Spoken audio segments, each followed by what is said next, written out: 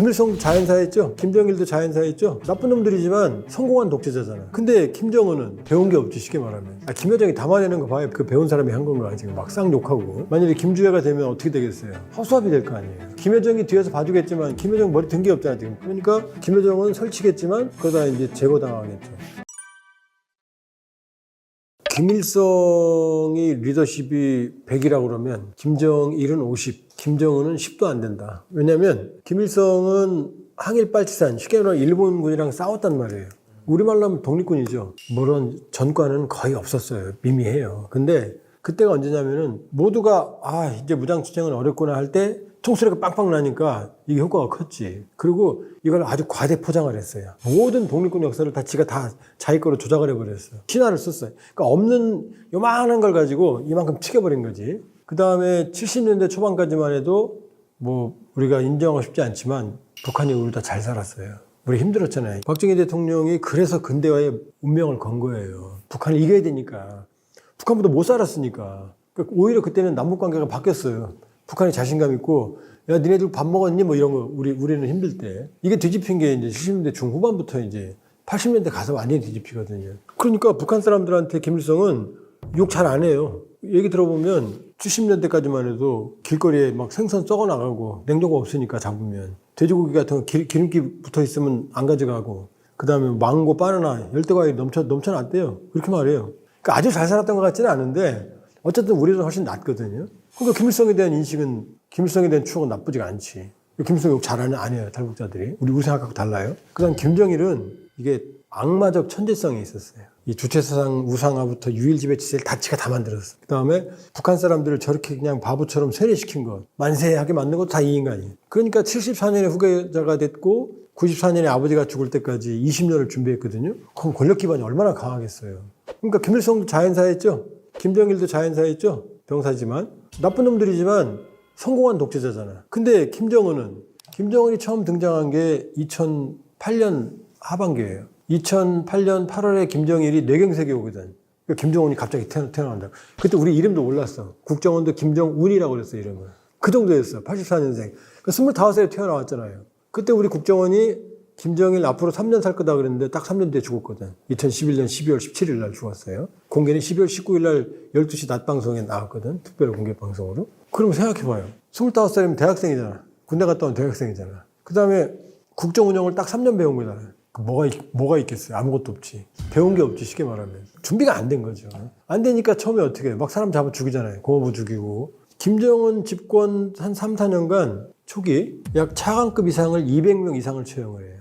그 다음에 여기 장성택만 해도 고모부 장성택만 해도 사단을 죽여, 사단을 거의 주변에 있는 모든 장성택 인맥을 뭐 누나 매형 싹 죽여버린다고. 수백 명, 거의 1000명 이상을 죽였다는 소리. 그 다음에 더 많은 사람은 이제 숙청시켜버리고. 그러니까 김정은은 첫째 배운 게 없어, 국정운영에. 김여정이 담아내는 거 봐요. 그 배운 사람이 한 건가 지금 막 쌍욕하고. 그 다음에 정치적 권위, 선대에 비하면 너무 취약하잖아. 그 다음에 경제는 지금 최악이거든요. 지금 1달러 환율이 보통 8,000원에서 8,400원이었거든요. 지금 2만 원이에요. 말도 안 되는 거죠. 우리로 치면 환율이 한 3,000원, 2,500원, 3,000원 하는 거지, 지금. IMF 줬다. 그렇게 안 했지. 그 다음에, 식량 가격도, 그러니까, 환율이 높으면 어떻게 되겠어요? 물가가 다 올라가잖아. 그래서 제 친구들, 탈북한 친구들이 북한하고 통화하거든요. 통화가 돼요. 중국 대포폰 가지면 다 해요. 이거 북한 사람 다 알아요, 다. 여기서 전화는 중국으로 걸지만 북한에서 받는 거죠. 왜냐하면 기지국이 접경 지역은 중국 기지국 범위니까 거기서 중국 전화를 받는 거예요. 달러 보내고 다 알아요. 이거 북한 사람 다 아는 기밀도 아니에요. 어디 가서 이런 얘기 했더니 기밀을 보관한다 그러는데 다 아는 일입니다. 애들도 다 아는 일이에요. 전화하면 너무 가슴 아파요. 제발 좀 도와달라고. 만일에 이번에 안 도와주면 다음번엔 난 없을 거라고 이렇게까지 말을 해요. 이분만 도와달라고. 그러니까 도와달라는 목소리가 너무 절박해요. 옛날에 비해서. 그러니까 경제난도 최악이라는 얘기죠. 정치적 권위 최악이죠. 배운 게 없으니까 정책 혼선이죠. 우크라이나 파병하면 안 돼요. 지금 저기 12,000명 파병했는데 러시아가 하루에 1,200명 병력 손실이거든요. 그중에 전사가 2대 1이에요. 전사 1, 부상 2. 어쨌든 하루에 400명 전사, 800명 부상이라는 얘기거든요. 12,000명이면 어떻게 돼요?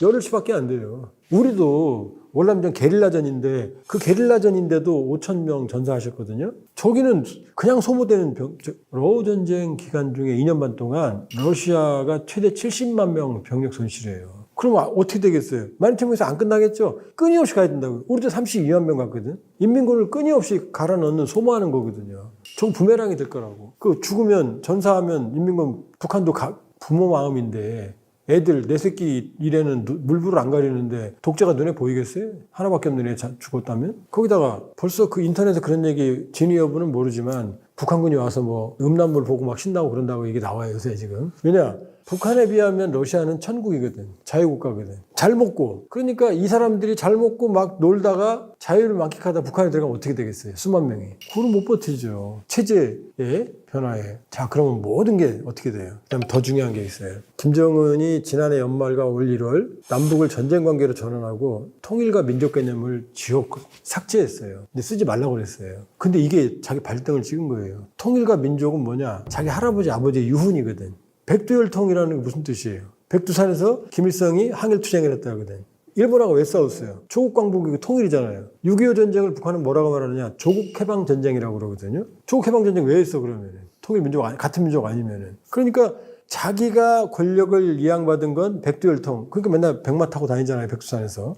그 말 참 불쌍하죠. 145km 갈 때 싣고 다니려면. 지가 백두혈통이라고 떠들고 다니는데 자기 백두혈통 발을 끊어버린 거 아니에요. 백두혈통이라면 민족과 통일이거든. 북한에서 처형을 할 때, 총살할 때 이렇게 말합니다. 반통일, 반민족주의자는 반혁명문자, 그리고 총살하거든요. 지가 지금 반통일, 반민족이었잖아요. 본인을 완전히 부정한 거죠. 머리가 좋으면 그렇게 말할 수가 없죠. 원래 북한에서 민족주의자란 말은 나쁜 말이었어요. 왜냐하면 사회주의에서는 민족, 피해 기반을 한 민족이 중요하지 않아요. 그 마르크스의 공산당 선언에서는 만국의 노동자의 단결하라 그러거든요. 노동자면 같은 민족이라는 얘기예요. 그런데 김일성이 1991년, 그때가 언제예요? 사회주의 붕괴될 때거든. 이때 머리를 바꿔요. 사회주의가 붕괴되니까 이데올로기가 필요하잖아요. 일본 마이니치 신문과의 인터뷰에서 나는 공산주의자이면서 민족주의자다 이런 말을 해요. 그러면서 자기 항일 투쟁했던 걸 그걸 이제 끄집어내서 부풀리고 해서 이제 민족주의를 색채를 더해요. 사회주의만 갖고는 힘드니까 망했으니까. 그래서 그 뒤로부터는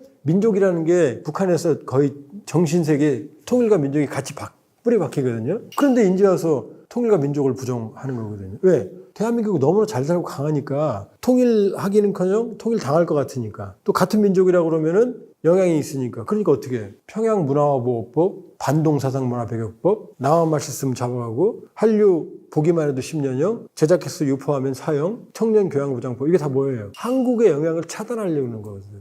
그러니까 자기 혼자만 살겠다고 통일민족 버리고 자기 독재만 유지하겠다 요 생각인데 통일민족을 지운 건 잘못한 거지. 왜냐? 북한은 통일에 대한 열정이 우리보다 훨씬 뜨거워요. 네, 뜨거워요. 우리가 가난한 것도 통일 때문이고 힘든 것도 통일 때문이고 통일만 되면 잘 살 수 있다. 이렇게 교육받아왔거든. 그 통일에 대한 열정이 뜨거워요. 아주 뜨거워요. 그래서 옛날에 남북관계 좋을 때 저 친구들 만나면 이제 같이 술도 먹고 그러거든요. 북한 간부들이랑. 그럼 또 겁나게 뭐 취해서 뭐 조선은 뭐 별말 다 하고 막 이러다 갑자기 눈 부릅뜨고 이런다고. 우리는 돈이 없지.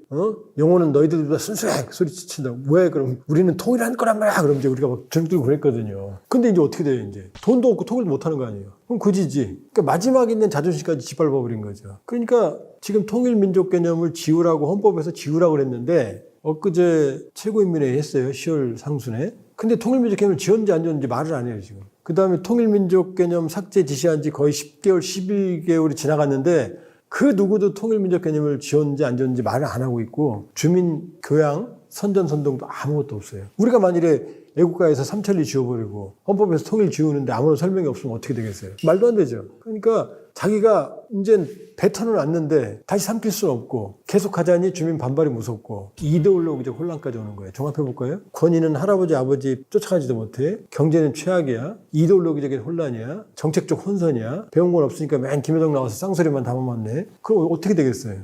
아주 취약하죠.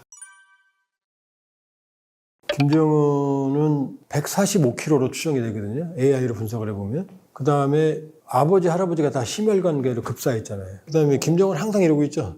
담배를 유치원에서도 피우고 교실에서도 피우고 핵무기 앞에서도 펴요. 그 액체연료 앞에. 불트면 터지거든요. 그 얘기는 항상 담배를 들고 있다는 얘기. 심지어 수해 현장 가는 그 보트에서도 그걸 들고 있어요. 현송월이라고 김정은 비서 있죠. 그 구찌백 들고 다니는 여자. 그 구찌백에 잿돌이 들어있어요. 크리스탈 잿돌이. 큰 거 항상 그거 써. 그 다음에 성냥을 써요. 항상 이것도. 라이트 쓰는 게 아니라 성냥을 써. 그 지딸 김주혜가 성냥 들고 다녀요. 이렇게. 자, 145kg에 심혈관계 가족 병력에 꼴초에 그 정도 하루에 한 4갑 5갑 필 거예요 아마. 그 다음에 취침 시간은 새벽 5시에 나와요. 기록 나와요. 나는 새벽 5시가 취침 시간이라고. 그리고 그 밤새 뭐 하느냐, 쓸데없는 일이에요. 예를 들면 뭐 애들 유치원 이름 짓는 거 싫어요. 예를 들어서 북한에서 쓰는 애들 쓰는 책가방이 소나무 책가방이거든요. 그거 김정은이 줬어요. 소나무처럼 튼튼해야 된다고. 그 다음에 학습장, 민들레 학습장이거든요. 민들레 홀씨처럼 퍼지라고 그래, 지식이. 다 김정은이 준 거예요. 유명한 이름 다 김정은이 줘요. 그리고 한 번은 이제 북한 해군 함정이 침몰해요. 침몰해서 한 수십 명이 전사해요. 기록영화에 나와요. 근데 김정은이 울면서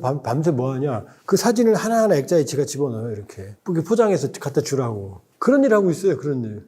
그러니까 지도자가 해서는 안 될 일. 그러니까 이 친구는 이렇게 말해요. 나에겐 2가지 그리움이 있다. 하나는 인민들이 배부른 모습을 보는 것. 또 하나는 잠이 그립다. 잠이 정말 그립다 그래. 누가 자지 말래요? 그 왜 하냐고 지금. 사진 이거 하고 앉았고. 그러니까 쪼잔한 일을 하고 있는 거예요. 해서는 안 되는 일들을 지도자는 결정만 하면 되는 거잖아요. 그 다음에 꼭 새벽에 전화해요. 지가 안 자니까. 그럼 막 그게 또 감동이에요. 수령님이 저 새벽에 잠도 안 주무신다. 노래도 있어요. 수령님 이 밤도 어느 험한 영을 어느 고개를 넘어가고 계실까. 노래도 있어요. 밤새 그러고 다녀요. 꼭 찾아가면 새벽에 찾아가. 그럼 막 사람들이 놀래는데 그걸 감동하는 것처럼 착각하는 거예요. 자고 있는데 찾아오면 환장하지. 보스가 새벽 3시에 전화하고 4시에 전화하고 그러면 감동해요? 그래서 수면 부족이라는 것도 국정원이 진단했어요. 그래서 수면 부족. 그 다음에 이 뾰루지가 있거든요. 이 뾰루지가 5년 동안 똑같은 자리에 안 사라져요. 커졌다 작아졌다 해요. 커졌다 작아졌다. 김일성도 혹을 못 잘랐잖아요. 결국은. 죽었거든요. 자, 모두 종합해보면 어떻게 돼요? 몸은 종합병원. 몸은 종합병원이에요. 여기, 심지어 여기 심장에 패치 붙인 것까지 들켰어요. 이렇게. 나와요. 그 대통령 TV 보면 나옵니다. 그 다음에 여기 스탠스 수술한 자국부터 시작해서 파스, 그 다음에 30살 때 지팡이 처음 짚고 나와요. 쩔뚝거리고. 그리고 겨울에도 샌들을 신어요. 이렇게 구멍 뚫린 거. 그러니까 몸은 종합병원이야. 자, 그럼 저기 지금 멀쩡하겠어요? 거기다가 또 하나, 김정은이 처음 등장한 게 김정일이 2008년 8월에 뇌경색 쓰러지고 나서 나왔거든요. 근데 13살짜리 여자의 김주혜가 나왔잖아요. 2013년생. 13살도 아니지. 처음에 나온 게 2022년 11월에 나왔거든요. 그럼 9살 때 나온 거거든요. 그럼 평양 사람들이 어떻게 생각하겠어요? 김정은 나오고 나서 김정일 3년밖에 못 살았는데 김주혜가 왜 나왔지? 저 여자애가 봉건적인 문화에서 3년밖에 못 사나? 이렇게 생각할 거 아니에요. 그죠? 김주혜의 조기 등장도 사실은 레임덕, 엄밀히 보면 본인이 레임덕을 지금 인정하는 거나 마찬가지죠. 왜 그 여자애를 데리고 다녀요, 지금? 그럼요. 2012년에 나와서 지금 2년 돼 가거든요. 2년 됐는데 11월이니까. 한 40여 번 나왔거든요. 근데 거의 70%가 미사일 쏘는데 군사 행보였어요. 같이 데리고 다녔어요. 그러면 김주혜는 누가 봐도 후계자 수업을 받고 있다고 봐야죠. 그게 북한은 후계자 수업이 있는 게 아니고 아버지 현지도 따라다니면 그게 후계자 수업이에요. 데리고 다니면. 그러면 그게 바로 후계자 수업인데 그러면 저 어린애 여자애를 데리고 다녀? 그럼 어떻게 생각하겠어요? 어디 아픈가? 이럴 거 아니에요. 모든 게 이상징후죠. 북한은 민주주의의 민자도 경험해 본 적이 없어요. 이시조선, 일제강점, 천황제, 그 다음에 김씨 3대 세습이죠. 그러니까 김씨 외에는 지도자가 된다는 걸 상상을 못 해요. 그러니까 김주혜가 되겠죠. 근데 김정은도 배운 게 없어서 저 모양인데 만약에 김주혜가 되면 어떻게 되겠어요? 허수아비 될 거 아니에요. 김여정이 뒤에서 봐주겠지만 김여정 머리 든 게 없잖아, 지금 담아내는 거 보면. 그러면 노동당의 정치국이라는 데가 있어요. 정치국 상무위원이 누구냐? 김정은, 최고인민회의 상임위원장 최룡해, 조직담당 비서 조용원, 그다음에 내각총리 김덕훈, 그다음에 이 군부 박정천 이런 사람들이거든요. 그럼 김정은이 죽으면 이 친구들, 정치국 상무위원들, 그다음에 정치국 위원 후보위원 합치면 한 30명 되거든. 정치국 상무위원 중심의 집단 지도체제가 형성이 되겠지. 그러면 이제 김주혜는 허수아비죠. 뒤에서 이 사람들이 결정하는 거지. 김여정은 권력 기반이 없잖아요. 아무것도 없고 오빠 후광이거든. 자기 세력이 없거든. 이 사람들은 노동당에서 다 뿌리 깊게 받은 사람인데 김여정은 굴러 들어오는 애거든. 그러니까 김여정은 설치겠지만 그러다 이제 제거당하겠죠.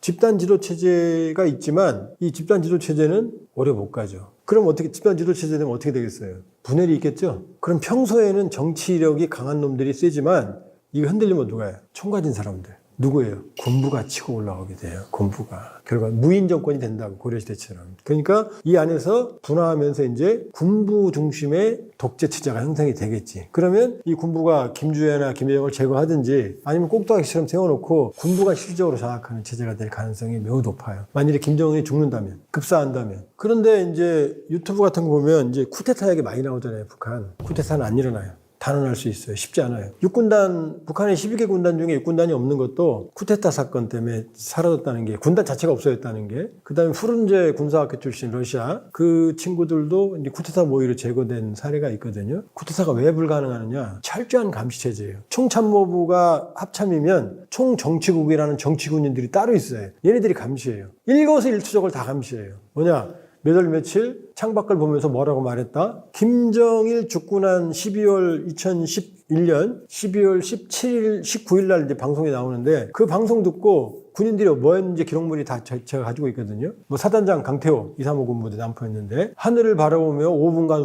울면서 뭐라고 그랬다. 내려와서 자기 방에 가서 뭐라고 했다. 일거수일투족을 다 써놨어요. 심지어 소대장까지. 그러니까 북한군은 김정은의 명령이 없으면 부대 단위 이동이 안 돼요. 그 리용호 총참모장이라고 2012년 7월 달에 처형당한 인물인데, 합참의장, 총참모장인데 김정은의 허가 없이 부대를 움직였다고 처형당했어요. 일거수일투족을 감시하고 매일 감시하고 보고서가 올라가고 부대도 못 움직이는데 쿠데타가 어떻게 가능합니까? 옆에 있는 경호하는 친구들이 쏘는 거는. 근데 그것도 어려워요. 왜? 상호 감시하니까. 그럼 서로 말을 못 하잖아요. 말하면 누가 저기 될지. 그래서 쿠데타는 어렵다. 거의 불가능하다. 안 일어난다는 건 좀 그렇고 거의 불가능하다. 우발적인 총격이나 그다음에 그 봤죠? 왜 최근에 나온 거 인민군이 사역하는데 뒤에 경호원들이 이 방탄복 입고 방아쇠 걸고 있는 거. 왜 그러느냐? 사역하는 애들이 이렇게 돌리면 바로 쏠 수 있으니까. 그런 상황은 모른다. 그다음에 경호원이 우발적으로 쏠 수는 있겠지. 그러나 체계적인 쿠데타는 어려워요. 그러니까 김정은의 급사 가능성과 그로 인한 권력체계의 와해 과정, 이게 가능성이 제일 높다 이렇게 볼 수 있어요. 일단 북한의 급변 사태 가능성은 항상 대비해야 돼요. 그러나 북한의 김정은이 죽는다고 해서 바로 민주주의가 들어서진 않는다. 루마니아 차우세스크가 민중봉기로 처형당했지만 그 뒤에 국민투표로 뽑힌 일리에스쿠는 차우세스크하고 똑같았어요. 똑같은 독재자였어요. 변화는 장기간 발생합니다. 그러니까 북한 주민들이 스스로 변화하고 그다음에 북한의 건전한 민주주의를 이끌어갈 수 있도록 끊임없이 격려하고 지원하고 그 변화를 통해서 언젠가 통일을 위해서 만나는 그런 중장기적인 전략을 가져야지 김정은 정권이 무너진다고 통일되거나 김정은 정권이 무너지거나 모든 게 해결되거나 그렇지 않아요. 그렇기 때문에 통일과 한반도 평화는 아주 장기간의 긴 호흡으로 바라봐야 된다 이렇게 볼 수가 있어요. 그러나 모든 면에서 김정은 정권이 불안정한 건 확실하다. 그러나 조선 말기도 불안정하면서 오래 갔거든요. 그 불안정한다는 게 꼭 붕괴를 의미하는 건 아니다. 그 다음에 김정은 정권이 붕괴하는 거지 북한이 사라지지 않아요. 그걸 항상 유념할 필요가 있습니다. 김정은이 2023년 12월 노동당 전원회의, 2024년 1월 최고인민회의 시정연설, 이 두 개를 통해서 남북을 전쟁 관계로 전환했어요. 사실 맞죠. 휴전이니까. 맞다기보다는 틀린 건 아니죠. 이상하다고 할 수는 없어요. 그리고 철두철미 주적으로 규정했어요. 이건 이상한 건 아니에요. 갑자기 들으니까 황당하긴 하지만 맥락은 있는 거예요. 지금 더 나갔어요. 이제 같은 한민족이 아니다. 통일과 민족 개념을 삭제를 지시했어요. 그러니까 완전히 다른 민족이고 다른 나라고 통일도 안 할 거고 지금 전쟁 관계로 전환했다 이거예요. 그러니까 통일과 민족을 포기한 거죠. 그런데 또 이상한 말을 해요. 만일에 전쟁이 나면 영토를 점령, 완정, 평정, 수복한다 그러거든요. 수복은 뭐죠? 술이름이 아니고 원래 내 땅이었던 걸 찾아온다는 얘기거든요. 근데 다른 나라라면서요. 그럼 찾아오는 게 아니잖아요. 다른 나라인데 어떻게 수복을 해요? 그죠? 영토 완정이라는 표현도 쓰거든요. 이건 김일성이 6.25 일으키기 직전에 완정하겠다고 선언하고 침범했거든요. 영토를 정리하여 통일하면 이게 완정이거든요. 그럼 앞뒤가 안 맞잖아요. 통일 안 하고 같은 민족도 아닌데 갑자기 수복은 왜 하며 완정은 왜 합니까? 그러니까 김정은 얘기는 두 개로 나눠봐야 돼요. 체제경쟁에서 패배해서 남한과 옆에 있으면 죽을 것 같으니, 왜냐? 큰 나무 밑에는 작은 나무가 할 수가 없죠. 말라 죽을 것 같으니 이제 내가 주도하는 통일은 못할 것 같다. 그러니까 북한이 주도하는 평화통일이 고려 연방제거든요. 연방으로 있는데 통일전선 전술, 남쪽에서 친북 좌경 세력이 봉기를 해서 북한으로 흡수통일한다. 이게 고려 연방제거든요. 이걸 포기하겠다는 거예요. 지금 고려 연방제 통일이 가능할 것 같아요? 불가능하죠. 그러니까 어차피 평화통일 못하니까 오히려 내가 먹힐 것 같으니까 난 도망갈 거야. 니네가 무서워. 이거 어떻게 만들었어요? 평양문화보호법. 나만 말실수 못 쓰게. 지가 제일 많이 쓰면서. 그 다음에 반동사상 문화배격법. 나만 한류 보면 잡아 죽일 거야. 청년 교양보장법. 청년들이 지금 사상의 해이에 이게 다 무서운 거예요, 지금 우리가. 그러니까 나만 살 거야 라고 가는 거예요, 이렇게. 그런데 전쟁의 경우에는 먹겠다는 거예요. 그러니까 통일이 두 가지 방식이 있는데 평화통일, 북한식 평화통일은 고려해방제를 포기한 거예요. 근데 무력통일 가능성은 남겨둔 겁니다. 그러니까 무력통일 방안은 가지고 있으니까 어떻게 해요? 맨날 대한민국 모형, 청와대 지금은 뭐 용산이죠. 모형 만들어 놓고 기습 침투하는 여기저기 훈련을 계속 하고 있는 거예요. 그러니까 전쟁이 일어나면 한반도를 무력으로 적화통일하겠다는 노선은 살아있는 거예요. 그러니까 적화통일 노선은 살아있고 다만 북한이 주장하는 평화통일은 정말로 뭐 그냥 속된 말로 넘사벽이니 전쟁이 일어나면 내가 핵무기를 가지고 있으니 그걸로 신속하게 때려 부시고 점령하겠다 이런 생각을 가지고 있는 거예요. 무서운 생각이에요. 자, 김정은이 참 재밌는 게 영화를 만들었어요. 72시간이라는 영화인데 6.25 새벽부터 서울 점령 72시간이거든요. 북한으로는 72시간이라고 그래요. 그걸 김정은이 제작비도 됐고 각본도 썼고 대사까지 지시했고 연출까지 자기가 다 했어요. 나와요, 영화 초기에. 거기에 보면 완전히 남한 영화 뵙겠다는 게 나와요. 막 배드신도 나오고 무슨 목욕 장면도 나오고 충격받았어요. 북한 영화 그런 거 나오면 잡아가거든요. 근데 지가 연출한 거거든요. 그러니까 남한 영화 많이 봤다는 얘기지. 키스신도 나오고. 근데 그 영화의 내용에 보면 섬뜩한 김정은의 생각이 들어있는데 왜 한국전쟁에 졌느냐. 서울을 점령하고 무려 5일간 서울에서 가만히 기다리거든요. 김일성이. 그 설이 많아요. 왜 그랬는지 지금도 미스테리예요. 그게 우리한테 천운이었거든요. 근데 지금 이제 설 중에 하나는 그렇게 장악하면 통일전선술 남쪽에서 좌익 세력이 일어나서 스스로 무너질 거다 이런 설이 있고 뭐 전열을 재정비한 여러 설이 많아요. 어찌됐건. 근데 김정은이 그걸 뼈아프게 후회해요. 그때 잘못된 판단으로 왜? 그때 미군 증원군이 왔거든요. 부산으로. 인천으로 돌아왔거든요. 이렇게 이제 오늘 인천장작전 할 수 있는. 그 5일 때문에 그 며칠간 때문에 자기들이 졌다. 그게 천추의 한이다라고 영화를 끝내거든요. 그럼 뭐죠? 김정은이 보여주는 거 어떻게 해요? 지도 펴놓고 서울, 부산, 군산 기지들 핵무기 옆에 세워놓고 일시에 타격을 하고 미 중원군이 오기 전에 남한을 점령하겠다. 이게 김정은의 전쟁관이에요. 아주 무서운 전쟁관이에요. 속전속결. 그게 김정은의 전쟁관이에요. 물론 북한 능력으로 속전속결 안 되죠. 능력이 안 되니까. 그러나 김정은의 과대망상은 그렇게 들어가 있는 거예요. 그러니까 그러면 어떻게 돼요? 주요 도시를 만들어 놓고 기습하고 점령하는 훈련을 계속 해야 되는 거죠. 그러니까 북한은 그 꿈을 버리지 않고 있다. 우리 다 파악하고 있어요. 김정은이 어디 가는지도 다 알아요. 그리고 북한군 동향도 다 알아요. 지금 6.25 때는 우리가 속절없이 당했지만 우크라이나를 러시아가 2022년 2월 24일 날 침공했거든요. 근데 그 전에 바이든이 그랬어요. 2월 16일 날 침공할 거야 그랬어요. 날짜를 찍었어요. 아마 그날이었을 거예요. 전쟁 전에. 그날 16일이라고 찍었어요. 근데 그날 왜 안 했느냐? 그날 하면 창피하잖아요. 푸틴이.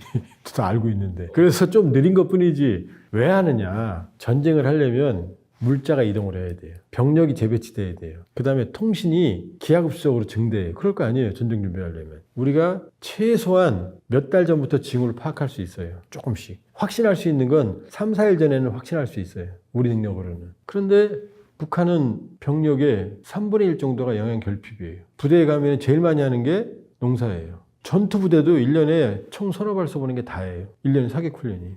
예를 들어서 군인들한테 파철과제 수행이라는 게 있거든요. 젊은 세대 여러분은 모를 거예요. 저희 어릴 때는 고철 가져오라고 그랬어요. 학생들한테. 예, 그럼 참 잘했어요. 그랬거든요. 군인들한테도 파철과제를 하는데 저한테 북한 내부 문건이 있는데 남포에 있는 기차역에서 그 레일을 100m를 군인들이 훔쳐갔다는 얘기가 나와요. 아니 기차 레일을 100m를 뜯어가면 기차는 어떻게 다니며 뭐로 가다 사고 날 거 아니에요. 그 다음에 군용 통신선을 절단하는 사례가 수천 건이다. 그 굴이 뜯어가려고 해요. 그게 북한 군대예요.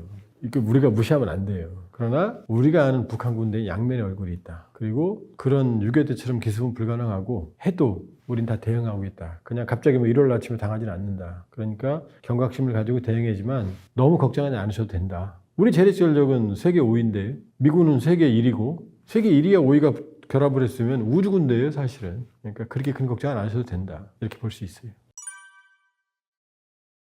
무모하게 전쟁을 벌이면 결국 정권의 종말이 옵니다. 그게 아르헨티나 포클랜드 전쟁이거든요. 아르헨티나 군부 정권이 민심을 잃어버리니까 포클랜드에 침공했거든요. 결과적으로 반격을 받았고 군부 정권은 무너졌고 다 재판받았어요. 독재자들의 특징은 뭐냐? 아주 비굴하고 비겁해요. 겁이 많아요. 그러니까 본인이 죽기 전까지는 끝까지 살아남으려고 그래요. 히틀러 보세요. 마지막에 베를린 벙커 안에서 전전날까지도 요만한 애들한테 훈장 주면서 니네 싸워? 그러고 살아남으려고 했잖아요. 멋있고 폼나는 사람들은 독재자 못 돼요. 아주 잔인하고 냉혹하고 그렇지만 비겁하고 조직의 힘을 빌리는 사람들이거든요. 김정은이 전형적이거든요. 근데 자기가 죽을 길을 선택하겠어요? 정말로 죽는다. 나 죽을 것 같아. 그러면은 전쟁을 일으킬 가능성이 있죠. 근데 나 죽을 것 같아 하면은 아마 그 상황 전에 죽었을 거예요. 그러니까 그렇게 대부분의 경우 모든 독재자들은 끝까지 살아남으려고 하지 자살골을 놓지는 않는다. 히틀러를 보면 알아요. 다 죽이고 국민 아주 거의 그냥 뭐 박살 내놓고 나서 애들까지 총알바지 내놓고 나서 마지막에 안 되니까 자기 부인 같이 자살하잖아요. 그러니까 김정은의 무모한 도발 가능성을 완전히 배제할 수는 없지만 그러나 너무 또 경계할 필요는 없다. 이렇게 볼 수 있어요. 김정은이 후계자로 등장이 2009년이거든요. 84년생이에요. 그럼 20대 중반이죠. 그것도 왜 나왔느냐. 2008년에 김정일이 뇌경색으로 쓰러진 다음에 김정은이 나왔거든요. 갑자기 나왔어요. 우리 이름도 몰랐어요. 김정운이라고 그랬어요. 원 처음에. 그런데 김정은이 김주애를 데리고 나온 게 2022년 11월이거든요. 2년 좀 넘었죠. 김주애가 2013년생이에요. 그럼 9살 때 나왔다는 얘기. 처음에는 깡총깡총 뛰더니 이제 완전히 후계자의 모습이에요. 후계자 지금 임명은 안 됐어요. 근데 누가 봐도 후계자 수업이에요. 그건 분명해요. 그러면 김정은이 나왔을 때 사람들이 의아했거든요. 그리고 정확히 3년 뒤에 그때 우리 국정원이 김정은 3년 정도 살 것 같아요 그랬거든요. 3년 살았거든요. 그 죽었거든요. 그럼 북한에 있는 생각에 있는 사람들이 어떻게 생각하겠어요? 후계자 나오고 나서 바로 죽었지? 김정일이? 김주애 나왔잖아요. 그럼 어떻게 생각하겠어요? 어디 아픈가? 저 여자애 왜 나왔지? 북한에서 남존여비 문화는요 끔찍해요. 상상을 초월해요. 저도 들을 때마다 놀라는 게 북한에서는 명태를 짝태라고 그러거든요. 짝태와 여자 마누라는 3일 한 번씩 패야 된다. 끔찍한 말이죠. 이런 말이 지금도 있어요. 심지어 가정폭력이 심해요. 부인에 대한. 실신할 때까지 맞았다는 부인도 있어요. 여기 오신 분이 한 말이에요. 수시로 폭력을 행사하고. 심지어는 시어머니가 자기 앞에서 시아버지한테 맞는 모습을 봤다는 적도 있어요. 정말 우리로선 상상을 초월하는 남존 여비 문화예요. 거의 조선시대에도 그렇게 안 했을 거예요. 아마. 그런데 여자애를 데리고 나와요? 후계자라고? 그러면 아들은 없다는 거죠. 아들이 있으면 그럴 이유가 없죠. 왜 숨겨놔요? 그럼 딸은 내놓고 아들은 숨겨놔요? 더 이상하지. 딸 이렇게 만들어 놓은 다음에 갑자기 내가 후계자야. 왜 이래요 그러면? 뭐 아들 아낀다고? 그럼 딸은 안 아끼나? 본인은 안 아끼나? 본인은 안 위험한가? 뭐 유학 보냈다? 이 와중에 유학을 보내요? 그러면 그림을 합리적인 추론은 얘 하나밖에 없는 것 같다. 현재 후계자로서는. 그리고 얘가 나온 이유는 뭐냐? 너무 어리니까. 어림에도 나온 게 뭐냐? 여자임에도 나온 거 뭐냐? 김정은이 자기 미래가 불확실하다는 걸 알지 않는가? 그럼 왜 이렇게 일찍 데려나왔느냐? 여자는 남존 여비의 문화에서 후계자가 될 수 없으니까 아주 오랜 시간 노출을 시키는 거죠. 그러니까 단독에 있는 사람들한테 처음에 물어보면 처음에 그랬거든요. 야, 김주애 후계자라며? 그러면 웃었어요. 피식 이렇게. 근데 최근에 물어보면 딱 이렇게 말합니다. 혁명은 대를 이어서 하는 거야. 그 다음에 북한의 후계자론이라는 게 있는데 거기에는 나와요. 수령의 후계가 그가 남자이든 여자이든 외모에 관계없이 이런 표현이 나오거든요. 이미 옛날에 만들어 놓은 거예요. 그러니까 지금 상황으로 봤을 때는 김정은의 유고, 급변세타가 있으면 김주애로 간다. 그건 100%다. 그러니까 김정은도 어렸죠. 20대 후반에 집권했으니까. 근데 김주애가 10대에 만일에 후계를 승계한다. 그 승계는 할 거예요. 다른 대안이 없으니까. 조선시대 왕 죽으면 단종이 뭐 9살이든 3살이든 가는 거죠. 가는 건 확실해요. 그런데 집권 여부는 문제가 있죠. 단종 어떻게 됐어요? 수양조원한테 죽임을 당했잖아요. 그러니까 김주애로 가는데 김주애가 서바이브 살아남을지 아무도 모른다. 김여정이 설치고 하겠지만 실권은 없을 거다. 이렇게 볼 수 있어요. 북한은 김씨 일가 말고는 권력을 승계한다는 걸 생각을 못해요. 민주주의 민자도 몰라요. 그러니까 김주애로 갑니다. 그런데 김주애로 가면 이제 어떻게 되겠어요? 약하면 신권이 강해지죠. 노동당 정치국의 실세들, 집단지도체제로 갈 거예요. 그럼 김주애는 허수아비겠죠? 김여정도 허수아비예요. 그러면 도와주려고는 하겠지만 김주애를. 김여정은 권력이 없으니까 김주애를 대체할 수가 없어요. 그건 불가능해요. 혁명은 대를 이어서 한다니까 대를 이어서 가는 거지 옆으로는 안 가요. 김정은에서 김여정으로 못 가. 그냥 김주애가 되면 김여정은 신하일 뿐이에요. 근데 김여정 팀이 없고 김주애는 아무것도 모르고 그럼 뒤에 있는 실세들이 조정하겠죠? 그럼 집단 지도체제가 될 거예요 아마. 노동당 정치국. 근데 집단 지도체제는 오래 못 가죠. 왜냐? 락그룹도 그룹 오래 못 가죠. 영원히 가는 그룹 못 봤죠? 찌그락뽀락 싸우니까. 그게 집단 지도체제가 똑같아요. 안에서 싸워요. 그럼 처음에는 정치적인 노동당이 지배하겠지만 나중엔 군부가 치고 올라와요. 그러니까 섭리예요. 총을 가졌으니까. 최종적으로는 아마 김주애는 식물인간이나 제거될 거고 아마 장기적으로는 이 그림으로 간다면 김정은 유고, 김주애 승계, 집단지도 체제, 그럼 그 안에 군부 중심의 아마 독재 체제 이런 흐름을 가능성이 높죠. 최근에 충격적인 일이 하나 있었죠. 그 뭐냐면 2022년 11월에 김주애가 등장을 해서 공개활동이 지금 40여 차례가 넘거든요. 비공식까지 하면 50여 차례 될 겁니다. 세보진 않았는데. 그런데 5월 9일 러시아 전승절 김정은은 안 갔잖아요. 그런데 평양 주재 러시아 대사관에서 전승절 기념식을 했거든요. 근데 여기 김정은이 갔어요. 그런데 김정은만 간 게 아니고 김주애랑 같이 갔어요. 그러면 김주애가 어린 딸로 따라간 게 아니라 요즘 거의 퍼스트레이디 역할을 하고 있거든요. 그러니까 아버지랑 러시아 대사관에 가서 국제무대에 처음으로 데뷔한 거예요. 그러니까 대내적으로만 나왔던 김주애가 드디어 국제무대에 데뷔한 거죠. 그러면 어디까지 상상할 수 있냐면 이제 그럼 외국 정상들이 나오는 자리에 김주애가 나올 가능성도 있다는 얘기죠. 그럼 어떻게 되죠? 이제 완전히 퍼스트레이 역할을 한다. 거기는 이번 러시아 대사관에는 리설주가 가야 돼요. 엄마가. 그러니까 엄마가 안 가고 김주애가 간 거죠. 그러니까 이건 사실은 어마어마한 변화다. 한 단계 더 뛰어넘었다, 벽을. 그 다음 두 번째, 최선희가 이번에 뭐라고 말했냐. 가장 사랑하는 따님 그랬거든요. 그러면 가장 사랑하는 따님 그럼 얘가 제일 중요하다는 얘기죠. 그동안 존귀하신, 존경하는, 사랑하는 자제분 이랬는데 가장 사랑하는 따님 그랬거든요. 그럼 여기에는 북한에는 항상 상징성을 여기저기다 집어넣는 선전선동의 국가니까 가장 사랑하는 따님에는 아주 중요한 의미가 두 개가 들어있어요. 가장이 뭐죠? 바로 얘라는 거죠. 김정은이 제일 귀중하게 생각하는 얘. 따님은 뭐죠? 김정은과의 혈연관계를 얘기하는 거예요. 북한은 세습이거든요. 김씨 말고는 정권을 차지한다는 것, 지도자가 된다는 건 꿈도 못 꿔요. 장성택이 처형당한 이유가 그거거든요. 사실은 여러 가지 내놨지만 권력을 넘봤다는 거거든요. 김씨가 아닌 장씨가. 그러면 국제무대에 데뷔했죠. 따님 김정은의 딸이고 이걸 합치면 후계 구도를 대외적으로도 공식화했다 이렇게 볼 수 있죠. 물론 김정일은 74년에 공식적으로 정치국 위원이 되면서 후계자로 임명이 됩니다. 그때부터 당중앙이라는 표현을 써요. 김정은 보고. 당중앙. 핵심이라는 얘기죠. 당이 지배하니까. 그 다음에 경애하는 지도자 동지 이런 표현을 쓰거든요. 이때부터. 김정은은 2010년에 당중앙군사위원회 부위원장 직함을 맡으면서 공식적으로 후계자로 임명이 됩니다. 근데 김주애는 아직 공식적인 후계자 임명은 안 됐어요. 자, 지금 우리가 모르는 비밀이 하나 있는데 북한 주민들은 김주애 이름을 모릅니다. 아직까지 한 번도 북한 매체에서 김주애 이름을 부른 적이 없어요. 사랑하는 자제분, 존귀하신 자제분, 존경하는 자제분, 가장 사랑하는 따님 여기에 김주애 이름은 안 나왔어요. 그럼 김주애 이름이 맞냐? 맞아요. 데니스 로드먼이 김정은 집권기에 2013년에 여름에 북한에 갔고 김정은과 원산에서 바닷가에 놀았다고 그랬거든요. 이 인터뷰를 9월에 했거든요. 근데 여름에 주애라는 딸을 안았다 그랬거든요. 그럼 젖먹였을 거 아니에요. 그러면 고해에 태어났다는 얘기죠. 그리고 이름을 JUAE라고 그랬어요. 주애. 로드먼이 악동이죠. 재밌는 악동. 그 주애라는 한국말 할 줄 아나?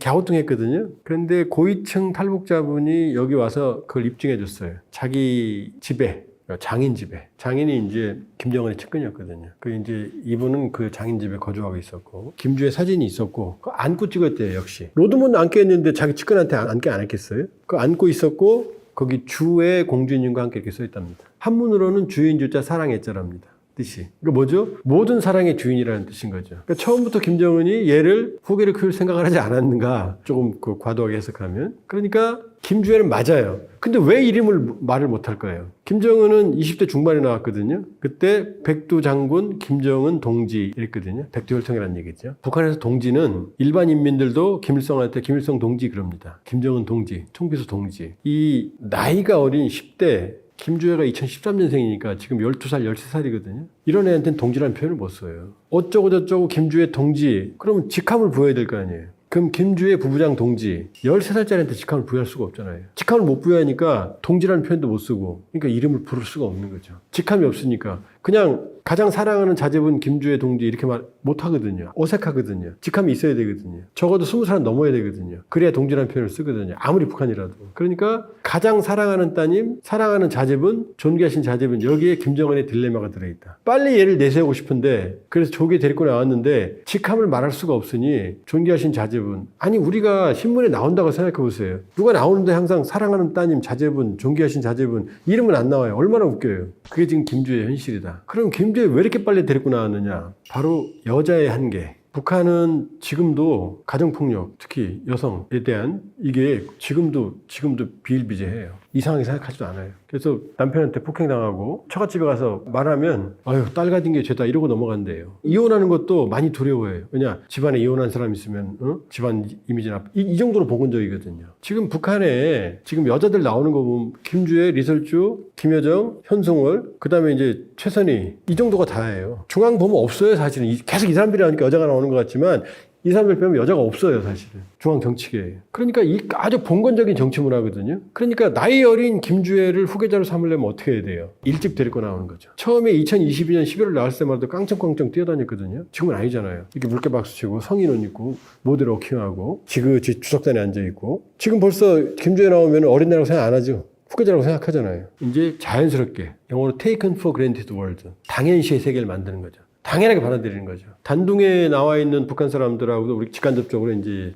연락이 되잖아요. 처음에 물어보면 야 김주혜가 후계자라며 그러면은 피식 웃고 웃었어요. 말도 안 되는 소리 하지 말라는 얘기죠. 지금은 어떻게 말하는지 알아요? 답이 아마 평양에서 왔나 봐요. 혁명은 대를 이어서 하는 거야. 이걸로 끝이에요. 뭐냐? 혁명은 바로 그 권력 승계라는 얘기거든요. 김정은 다음이 김주혜라는 얘기죠. 그러니까 혁명은 대를 위해서 하는 거니까 같은 대인 김여정으로는 못 가는 거죠. 자꾸 김여정설 그러잖아요. 김여정으로 가는 거 아니냐. 만일에 왕이 세종대왕이 문종을 왕으로 정했죠. 그럼 문종의 동생들이 누구예요? 수양대군, 안평대군이죠. 이 사람들은 동생이 아니에요. 이 왕의 신하예요. 그 다음에 이 문종의 아들이 누구죠? 단종이죠. 단종으로 가면 삼촌들인 안평대군이나 수양대군은 단종의 신하예요. 삼촌이 아니에요. 그거 똑같은 거예요. 그러니까 뭐 김여정으로 권력이 간다? 말도 안 되는 소리입니다. 말도 안 되는 소리.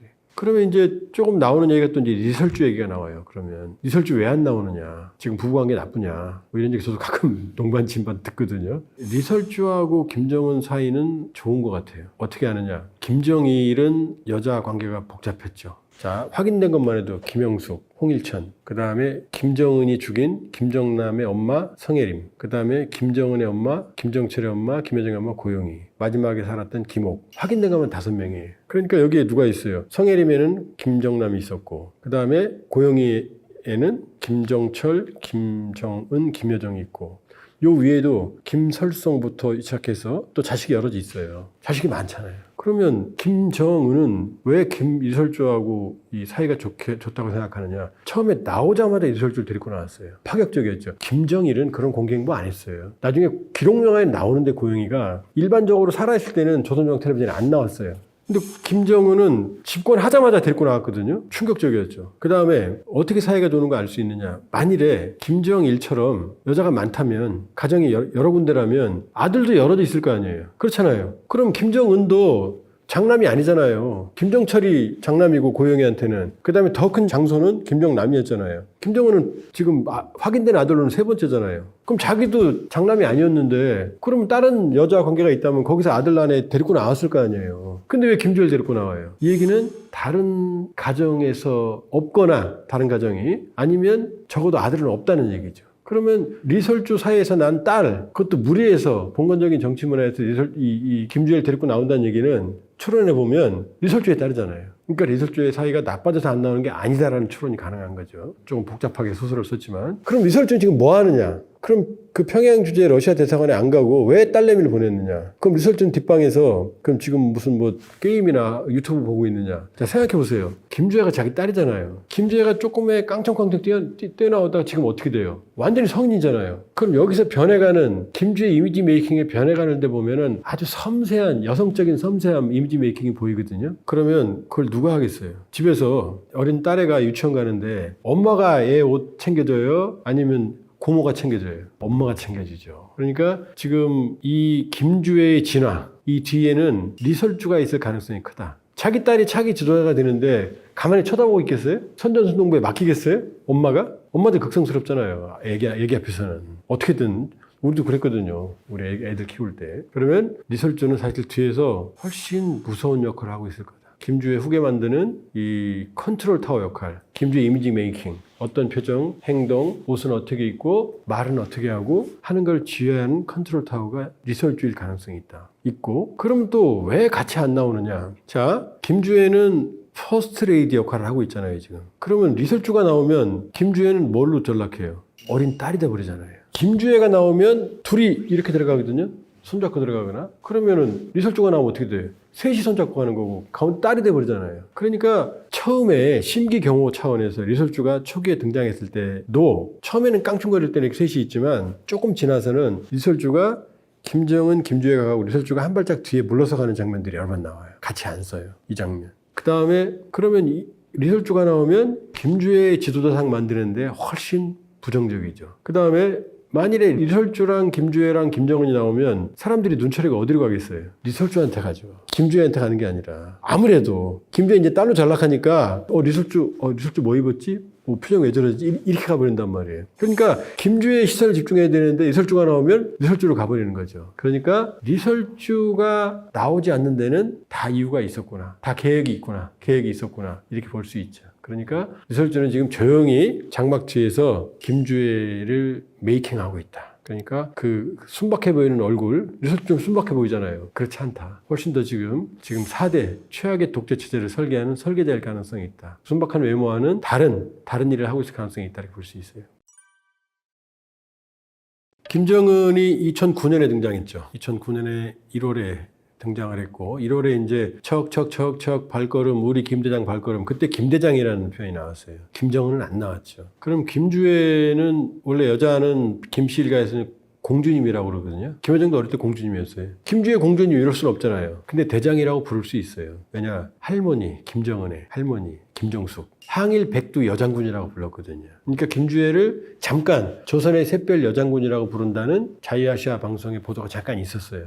근데 확인해 보니까 확산된 건 아니에요. 어린이한테 대장군을 부를 수는 없잖아요. 너무 빨랐던 거죠. 적어도 20살은 돼야 될 것 같다. 10대 후반은. 10대 후반에서 20살 넘어가는 그 시기에 근데 지금 너무 일찍 나왔으니까 어쩌면은 그 북한 만화영의 소년장군이라는 게 있거든요. 유명해요. 소년장군. 그러니까 아마 그런 식으로 이 중간에 살짝 김주애를 근데 지금도 너무 어리죠. 그러니까 향후 2, 3년 내에 그 소년장군이라는 그 만화영화를 활용을 해서 노래를 만들거나 해서 김주애한테 조선의 샛별 여장군, 백두 여장군 뭐 이런 그런 칭호를 쓸 가능성. 그 첫 번째. 그 다음에 좀 길게 보면 적어도 10대 후반에서 20대 초반에는 공식 직함을 부여할 가능성. 그러니까 노동 당내에 직함을 줄 수 있겠죠. 김정은도 2010년에 받았으니까 84년생이니까 김정은이 2010년 이제 9월에 당 중앙군사위 부위원장, 그 다음에 대장직 칭호를 받거든요. 그러면은 김정은이 10년이면은 26, 7, 84년생이니까. 김주애는 지금 너무 빨리 나왔으니까 어쩌면 20대로 들어가면서 아마 대장 칭호를 받을 가능성. 그 사이에 이제 소년장군, 그다음에 백두 여장군 이런 칭호를 막 이제 노래도 만들고 우상화를 할 가능성이 있죠.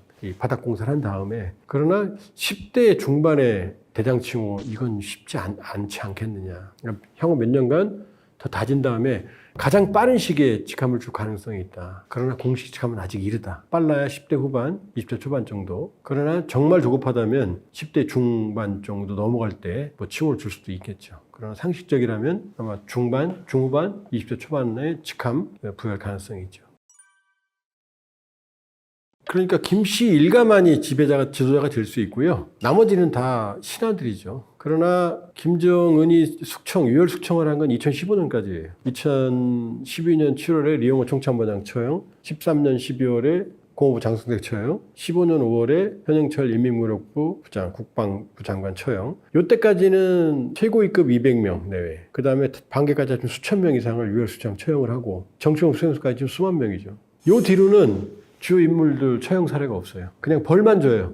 하방, 최룡해도 하방 정치교육 갔다 와. 리병철, 그다음에 박정천 당 중앙회의소 부의장 이 사람들 다 추락했다가 복권. 별자리들은 뗐다 붙였다 견장 정치. 이번에 최고 실세였던 조용원도 화방당에다 돌아왔고. 그러니까 죽이진 않아요. 왜냐? 주변에 전문 인력이 없어요. 그러니까 회전문 인사예요. 계속 돌렸어요. 그러니까 지금 뭐 북한에 반역할 세력도 없고, 그러니까 마지막 남았던 최고 실세 조용원, 그 다음에 그보다는 못하지만 실세 선전선동 담당의 리란도 지금 사라진 지 몇 달째 됐거든요. 돌아올 거예요. 조용원 조직지도부장도 한 2달간 사라졌다가 돌아왔으니까. 그러니까 지금은 소모품이라기보다는 돌려쓰기, 회전문 인사. 특징은 2015년 이후로는 눈에 띄는 고위층 처형은 없다. 김덕훈도 2023년 안석 간삭지 침수했을 때 8월 달에 총리였어요. 건달병이라고 그랬고 당적 법적으로 엄격히 처리하라 그랬거든요. 당적은 뭐냐? 노동당원증 박탈하고 법적으로 이거 처형하라는 얘기예요. 북한은 당적 법적으로 엄격히 처리하는 얘기, 죽이라는 얘기거든요. 안 죽였어요. 다시 승승장구 그냥 총리직 계속했고 오히려 지금 당비서로 올라갔거든요. 그러니까 김정은이 지금 심하게 말하는 건 사실은 측근들한테 심하게 말하는 건 질책이다. 그러나 1월 달에 김정은이 갑자기 당 비서국 확대회를 열어서 온천군과 오시군 수십 명 이상을 질책을 했거든요. 그 사람들의 운명은 몰라요. 그 사람들은. 그러나 최고위층은 최근에는 처형 사례가 없다. 계속 돌려가면 쓴다. 혼내면 회초리 때리고 데리고 오고 이런 식이다. 그러나 이건 오래 못 간다. 왜냐? 사람이 충성을 했을 때 내가 대가를 보장받고 안정적으로 인정을 받아야 된다 이런데 언제든 내가 추락할 수 있다라고 그러면은 마음속으로는 항상 애 공부 안 한다고 막 회초리 때리면 공부 잘하나요? 얼르기도 하고 장난감도 사주고 원하는 것도 해주고 사랑도 베풀어주고 혼날 때 혼내고 이래야 되는 거지. 계속 혼내기만 하면 애는 어떻게 되죠? 삐뚤어 나가죠. 그러니까 막 엄마가 무서우니까 엄마 앞에서 말들지만 뒤에서 어떻게 해요?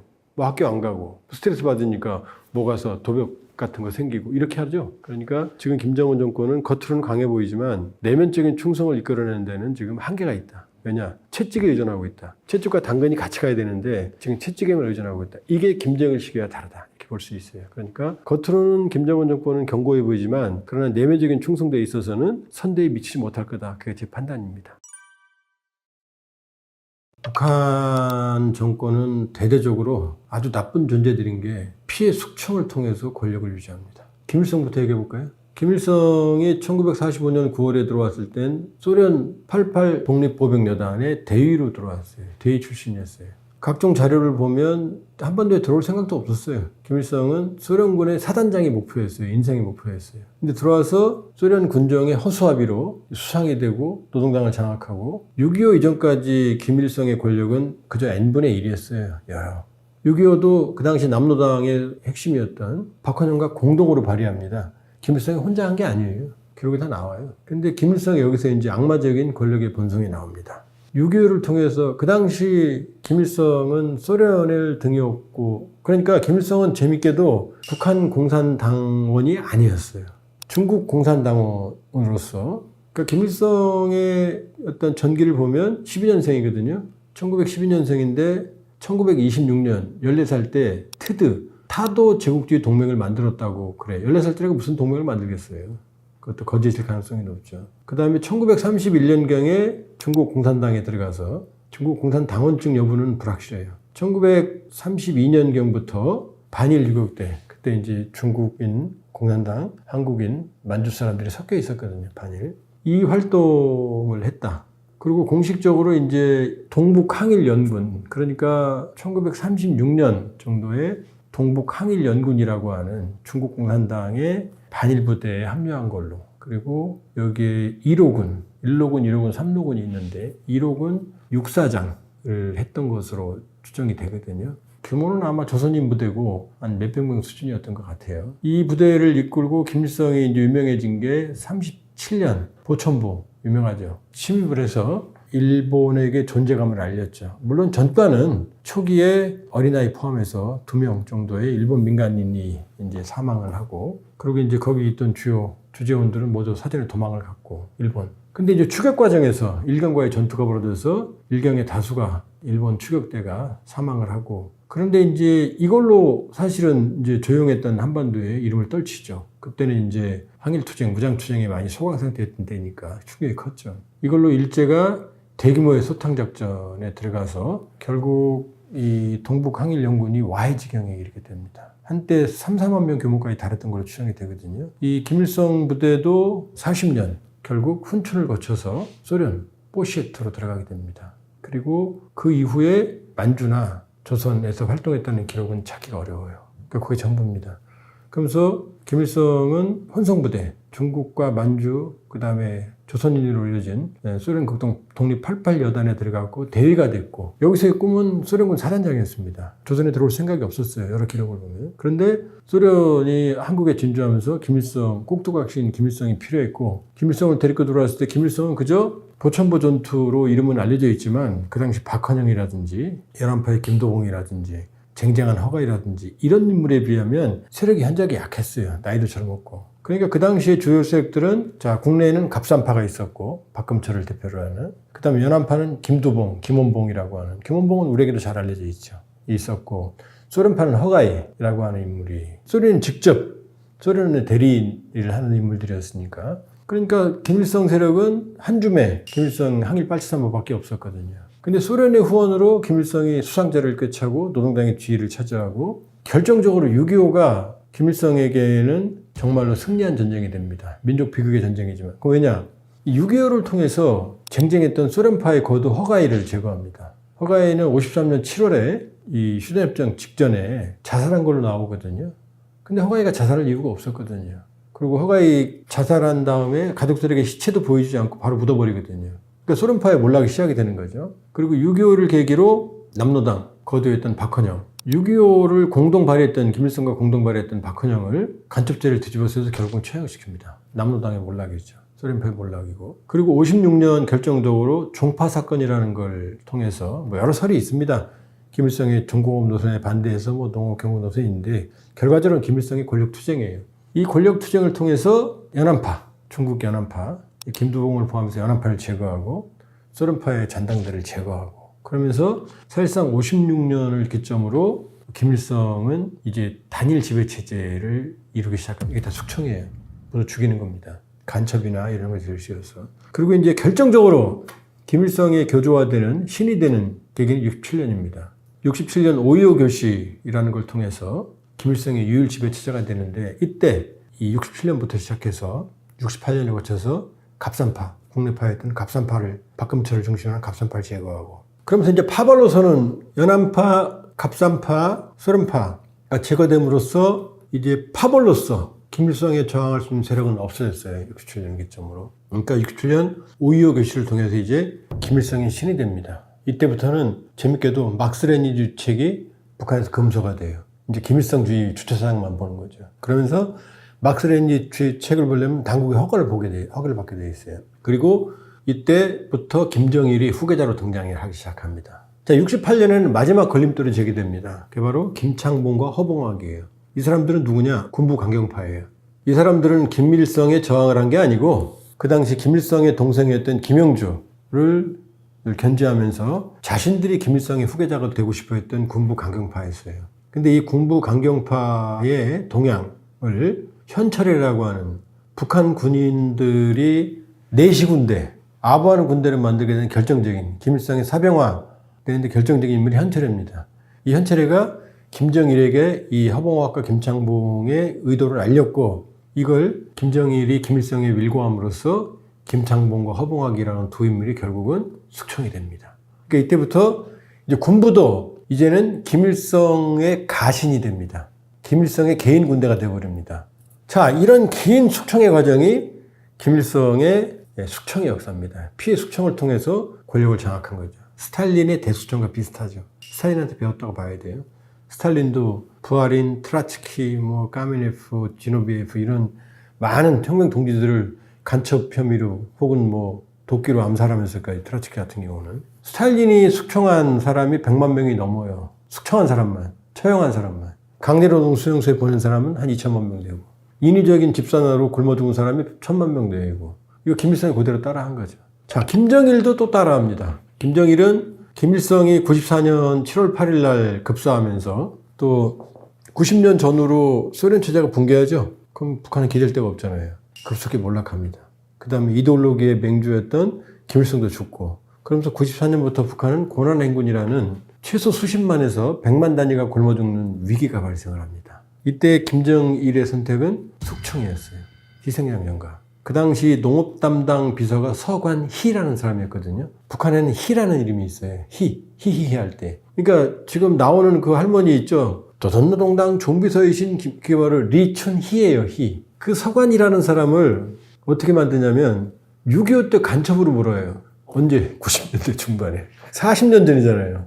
이걸 시마조 사건이라고 그러는데 이때부터 왜냐? 수없이 많은 사람들이 굶어 죽기 시작을 하잖아요. 그러면 사회가 흔들릴 거 아니에요. 그러니까 여기서 공포를 조장해내요. 이 시마조 사건을 통해서 무려 2만 명의 사람들을 처형하거나 정치범 수용소로 보냅니다. 어마어마한 비극이 발생했어요. 굶어 죽는 상황에서 공포가 있는 거죠. 다 조작한 거예요. 조작한 거예요. 이걸 주도했던 게 바로 장성택이에요. 장성택. 그러니까 장성택이 공호부, 김정은의 공호부고 처형당해서 불쌍해할 거 없어요. 그만큼 많은 사람을 죽였어요.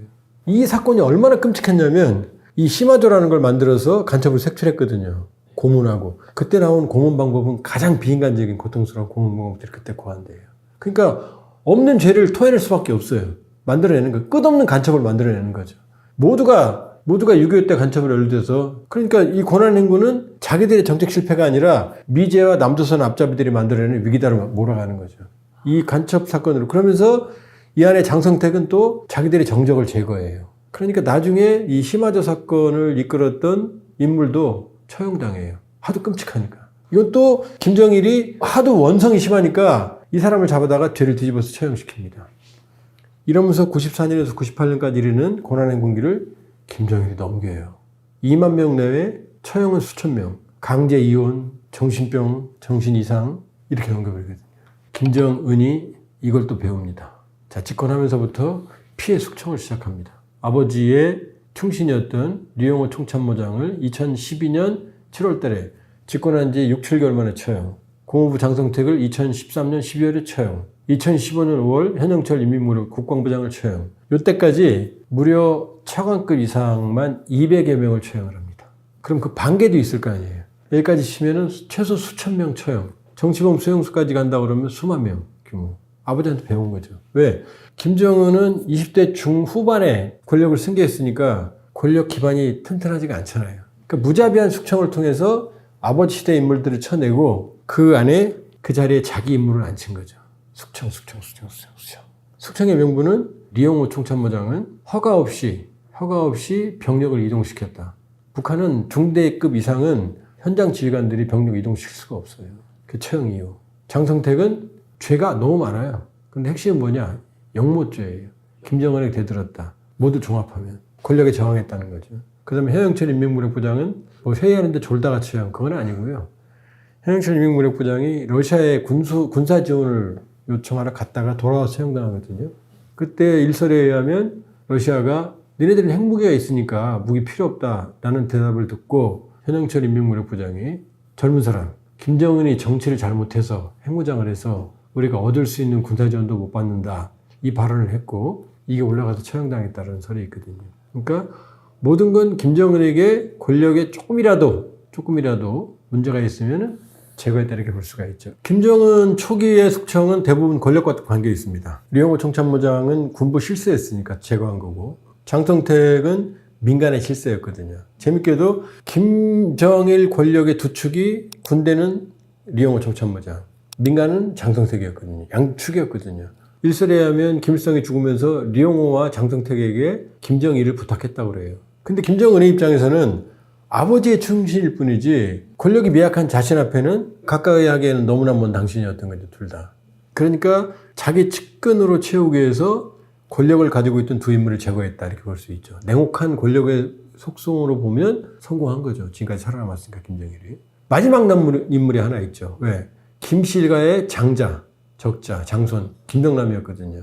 그 김정남이 있으면 김정일은 항상 불안하죠. 왜? 장손이었으니까 김정남은. 김정남은 김일성이랑 찍은 사진도 있다고 그래요.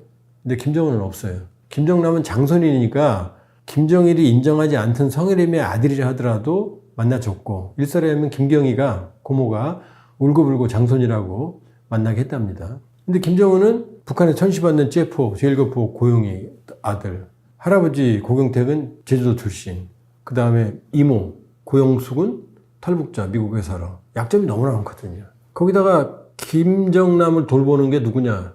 중국이었거든요. 중국이 언제든지 김정남을 데리고 들어올 수 있잖아요. 백두혈통으로. 그럼 불안하잖아요.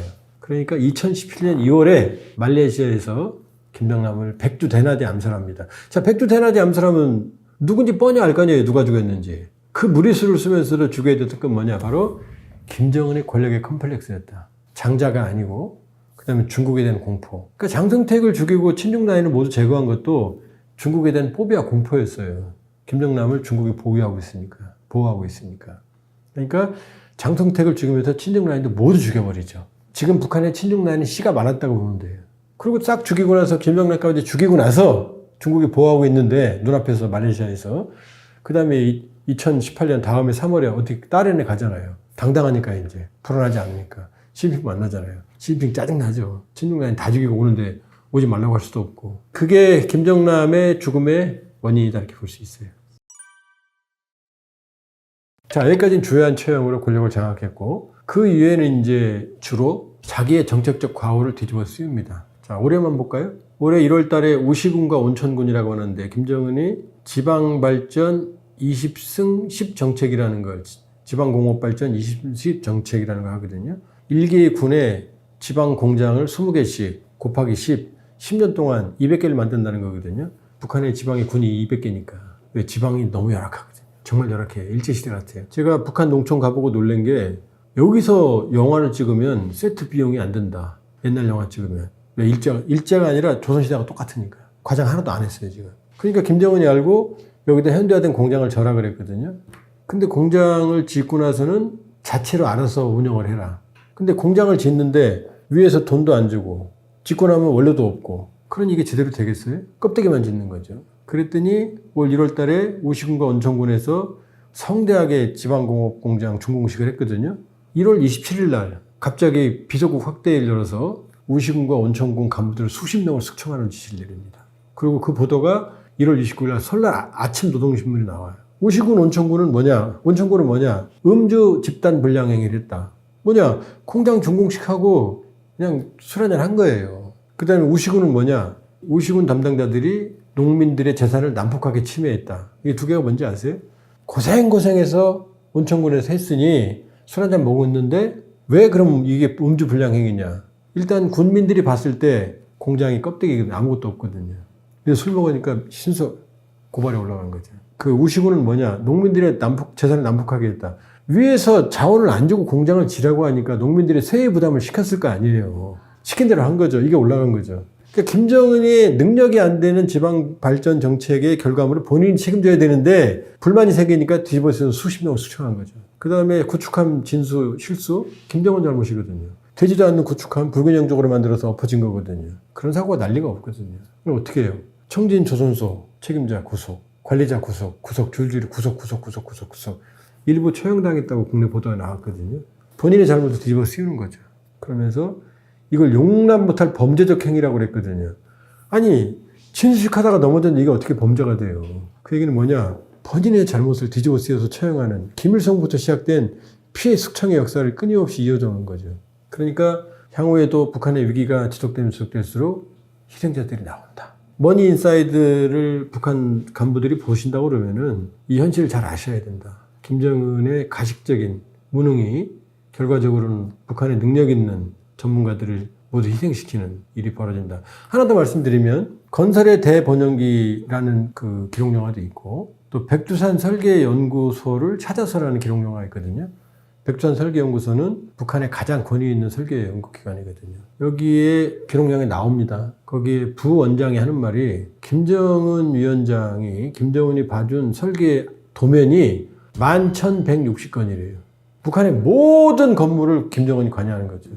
거기도 이렇게 나와요. 밤늦게 여러 기관에서 설계 도면을 보내줬더니 김정은이 몇 시간도 안 해서 다시 답장을 보냈다. 건물은 이렇게 짓고 이 건물은 여기다 옮기고. 김정은은 아마추어잖아요.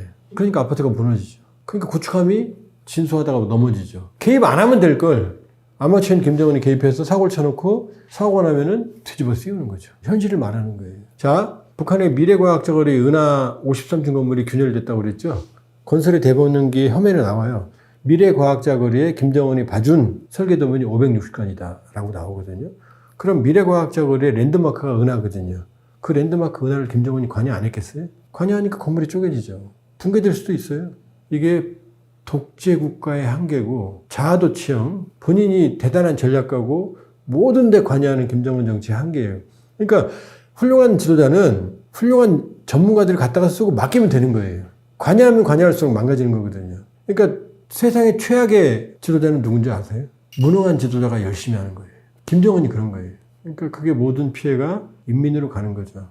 안타까운 마음에서 사실은 말씀드린 거고. 그러니까 김정은이 개입하면 개입할수록 북한의 비효율성은 정책적 혼선은 커질 거고 구축함 사건은 빙산의 일각에 불과하다. 드러난 사례에 불과하다 이렇게 볼 수 있어요. 지금 김정은의 도전 세력은 없어요. 우발적인 봉기는 있을 수 있겠죠. 불만 표출, 우발적인 폭동. 그 다음에 우발적인 측근에 의한 시해, 이건 가능하죠. 그런 가능성을 배제할 수는 없다. 그러나 체계적인 도전 세력은 없다. 또 체계적인 쿠데타도 불가능하다. 지금 단계에서는 이렇게 볼 수 있어요. 북한에서 김정은 이전에 북한 지도부의 여자는 딱 둘밖에 공개가 안 됐어요, 사실상. 누구냐? 김정은의 할머니 김정숙, 백두 여장군, 뭐 항일 투쟁의 영웅, 뭐 김일성과 함께 뭐 백두산 미령에서 뭐 조금 뭐 모든 신화를 조작해냈는데 다 조작입니다, 대부분은. 그러니까 이 사람은 49년에 죽었어요. 그러니까 6.25 전에 죽은 거죠. 30살 간 넘겨서 죽었거든요. 그러니까 김정일이 42년생이니까, 물론 41년생이라는 설도 있지만, 김정일 초등학교 1, 2학년 때 죽은 거죠. 근데 이 사람을 아주 미화해서 거의 김일성 동급까지 그냥 미화시켜놨거든요. 교과서에도 막 실려있죠. 자, 이 여자가 첫 번째 여자.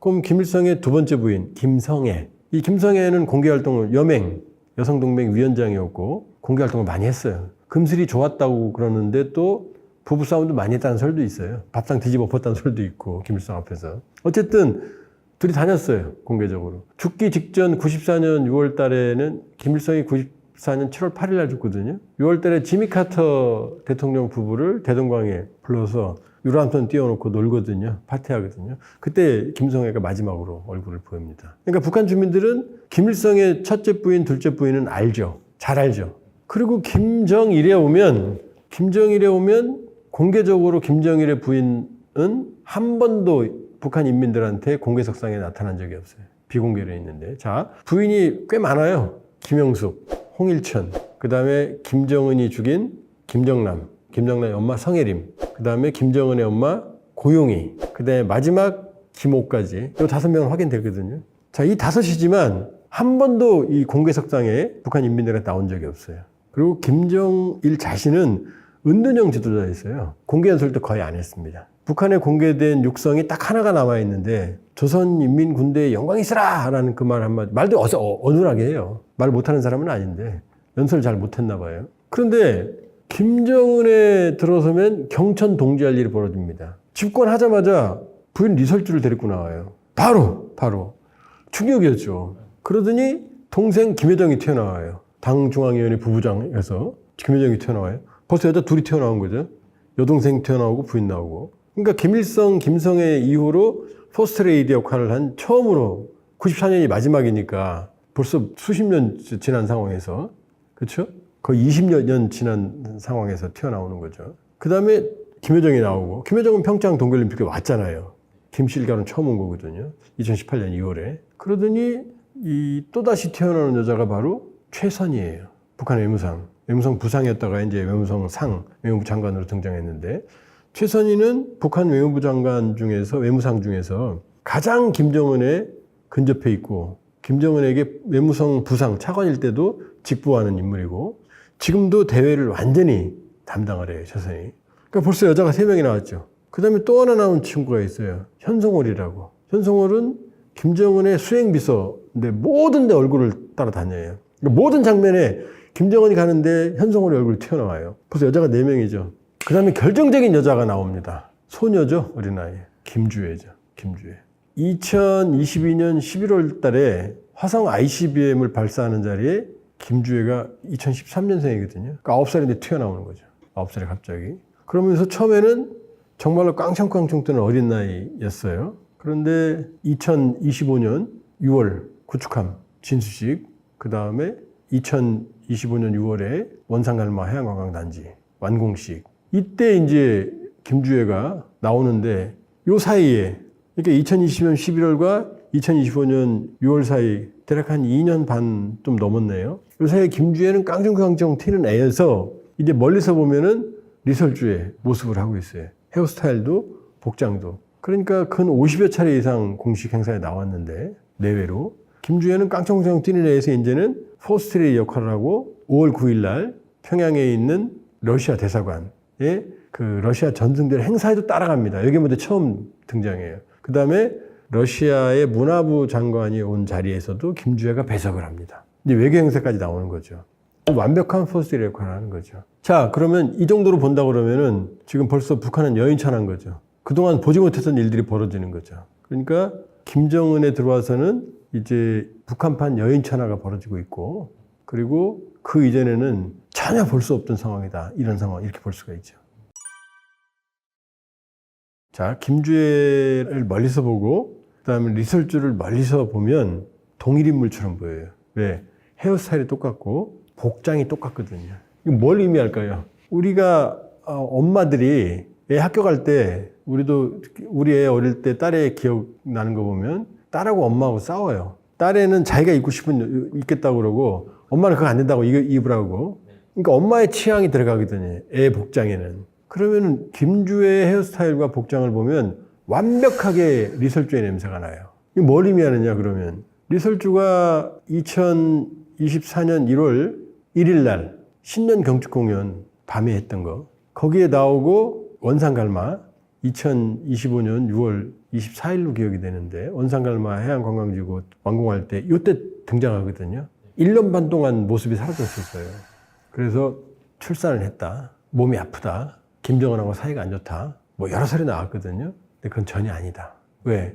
그 리설주가 사라진 그 사이에 김주애는 급속하게 진화합니다. 키도 상당히 커서 아빠보다 더 큰 비등하거나 큰 상태로 가 있고 그 다음에 김주애의 복장은 이제 어린아이가 아니라 이제 어른과 똑같은 리설주와 똑같은 복장으로 바뀌어요. 뭐 시루스라든지 뭐 아니면 몸에 딱 끼는 옷을 입는다든지 타이트하게 입는다든지 그 다음에 걷는 것도 이제 깡총깡총해서 모델 워킹을 한다든지 그 다음에 박수도 이제 물개 박수 이렇게 한다든지 모든 면에서 포스트 레이디에 어울리는 그런 복장 그 다음에 행동, 제스처 그 다음에 걸음걸이 이런 것들이거든요. 그러면서 이 사이에 이설주가 사라진 사이에 김주애는 급성장을 합니다. 그러면 엄마가 그 1년 반 동안 그냥 내버려 둘까요? 딸내미를? 자기 딸을? 최고 지도자 수업을 받고 있는데 리설주가 뒤에서 김주애 메이킹, 킹메이커 역할을 하고 있었을 거다. 따라서 이 김주애의 진화, 여기 뒤에는 엄마가 있다. 엄마 냄새가 너무나 많이 난다. 그 자기 딸을 그 고모인 김여정한테 맡긴다? 그 다음에 현성월한테 맡긴다? 그럴 리가 없죠. 맡겨도 본인이 위해서 관리를 하겠죠. 관리를. 그러니까 리설주는 사라진 게 아니고 김주애를 통해서 항상 우리 눈앞에 나타난 거다. 그럼 리설주는 왜 안 나왔느냐? 리설주가 처음에는 김주애랑 같이 따라 나왔거든요. 그 왜냐? 너무 어리니까. 초기에는 그렇게 생각 안 했지만 지금은 다 후계자 수업이라는데 거의 동의하거든요. 그럼 초기에 공개석상에 어린아이가 나오면 당황스러울 수 있잖아요. 그러니까 아이의 심기 경호, 엄마가 있으면 든든하니까. 요 차원에서 나왔다. 근데 지금 김주애를 부각을 시켜야 되는데 리설주가 나오면 어떤 일이 벌어지느냐? 일단 시선이 리설주로 분산이 돼요. 이번에 원산갈마 해양관광지구 이 완공을 했을 때도 리설주가 나오니까 다들 리설주에 눈이 갔거든요. 리설주 나왔다고. 시선이 리설주로 분산이 되는 거예요. 그러니까 리설주가 나오면 김주애 이미지 메이킹, 킹 메이킹에 도움이 안 되는 거죠. 시선이 분산되니까. 심지어 김주애가 나오면 김여정도 멀찍이 떨어집니다. 왜? 김여정이 나오면 김여정도 눈이 가니까. 그 다음 두 번째 더 중요한 게 리설주가 나오면 김주애는 김정은의 후계자가 아니라 김정은과 리설주의 어린 딸이 돼버리는 거죠. 이상이. 갑자기. 그러니까 이번에 원산갈마 해양관광지구 때도 김주애는 항상 가운데 나옵니다. 그리고 김정은과 김주애가 걸어가면 리설주는 한 발짝 뒤에. 과거에도 그랬어요. 과거에도 김주애와 김정은이 같이 손잡고 걸어가면 엄마는 한 발짝 뒤 정도. 레드카펫 걸어가면 엄마는 레드카펫 밖에서. 이런 식으로 보조의 역할. 그러니까 지도자와 후계자의 위상을 만들어주기 위해서 리설주는 항상 빠지는. 이번에도 원산갈마 해양관광지구에서도 리설주는 항상 배경 처리가 됩니다. 김여정도 멀찌감치. 그렇게 본다 그러면 사실은 리설주가 사라진 게 아니고 리설주 여성의 섬세함이 보인다. 이 딸을 후계 구도에 정착시키기 위한 아주 섬세함, 엄마의 섬세함이 저는 보여요. 저는 김여정이 2인자라고 한 번도 얘기한 적 없어요. 자, 북한은 왕조 체제죠. 왕이 세종대왕의 아들이 문종이죠. 문종의 아들이 단종이죠. 그러면 문종의 동생들이 있어요. 안평대군, 수양대군. 이 사람들은 단종에 비하면 삼촌들이죠. 근데 문종이 단종으로 권력을 이양시키는 순간 삼촌들은 뭐가 되죠? 신하가 돼요. 단종에. 마찬가지입니다. 그러니까 김정은에서 김주애로 권력이 이양되는 후계자로 만들어지는 순간 김여정은 고모가 아니에요. 그냥 신한 거예요. 북한의 후계자론이라는 책이 있어요. 일본에서 출판됐지만 북한이 일본에서 출판한 거예요. 자기네들이 하고 싶은 말. 1984년에 나왔는데 84년이면 김정일이죠. 김정일이 후계자로 거의 정착이 되는 시기거든요. 거기에 보면 뭐라고 나오느냐. 후계자는 다음 세대다라고 말이 나와요. 같은 세대가 아니에요. 옆으로는 안 가는 거예요. 왕조니까. 그러니까 김일성, 김정일, 김정은, 그 다음에 김주애로 가는 거예요. 그러니까 김정은에서 김여정으로 절대 못 간다. 김여정이 이인자고 뭐 권력을 탐내고 그건 북한의 정치 문화를 몰라도 너무나 모르는 사람들이 하는 얘기입니다. 김여정은 오빠의 그림자로서 오빠의 후광을 입고 설치는 거지 본인의 권력은 존재하지 않아요. 실권이 없어요. 그리고 북한에서 실제 권력을 장악하려면 조직 지도부를 장악해야 되는데 김여정은 선전순동부예요. 그러니까 지도자를 이미지 메이킹하는. 그런데 실제 권력은 조직 지도부에 있거든요. 그러니까 김정은이 처음에 20대 후반에 권력을 장악해서 공허부 죽이고 수백 명의 측근들을 처형할 수 있었던 이유는 뭐냐? 바로 조직 지도부를 장악했기 때문이에요. 조직 지도부는 모든 북한의 조직을 장악하고 있고 간부들의 인사 카드를 가지고 있거든요. 일거수일투족을. 김여정은 조직 지도부 넘보지도 못해요. 그러니까 아무리 여동생이라 하더라도 조직 지도부의 권력을 나눠주지 않아요. 김정은은. 그러니까 김정은은 조직 지도부를 가지고 지금 김주애를 조직 지도부에 연결시키는 작업을 하고 있을 거예요. 그러니까 뭐 김여정이 뭐 권력을 넘보고 뭐 어느 날 갑자기 뭐 옆에 앉았다가 뒤로 가. 그건 아무 의미 없어요. 아무 의미 없어요. 그냥 김여정은 자기 역할을 하고 있는 거예요. 부부장 역할을. 그리고 김주애의 충성스러운 부하가 될 거다. 이번에 2024년 12월 31일, 1월 1일 날도 경축 공연을 했거든요. 그때 김여정이 딸하고 아들을 데리고 나왔어요. 그때 바쁜 걸음으로 이 간부들이 등장하는 장면에서 딸하고 아들 손잡고 막 바삐 걸어가는 장면이 나와요.